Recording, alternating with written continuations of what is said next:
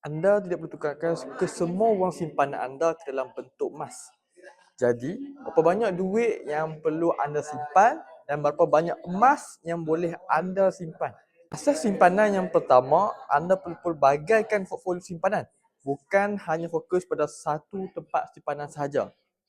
Ini adalah untuk mengurangkan risiko kehilangan.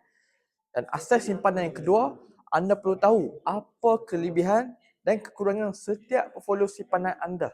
Duit yang disimpan di bank sesuai untuk disimpan untuk cukup sebanyak 1 hingga 2 bulan belanja sahaja. Ini kerana duit di bank sangat mudah keluar dan masuk dengan kadar dividen yang sangat rendah dan risiko kehilangan yang agak tinggi. Duit di ASB dan tabung haji pula cukup untuk simpanan 3 bulan pendapatan. Duit belanja hangus dan duit yang anda tahu akan gunakan dalam masa 2 tahun. Selebihnya, anda boleh pilih untuk bekukan simpanan dalam bentuk aset seperti emas. Emas adalah simpanan yang kalis inflasi, bermakna dan nilai yang tidak jatuh. Berbeza dengan wang fiat, semakin lama anda simpan, semakin besar ia kehilangan kuasa beli. Sebab itu, ilmu dalam simpanan emas ini penting bukan sahaja untuk anda maksimumkan keuntungan, tapi untuk mengelakkan anda rugi dalam simpanan.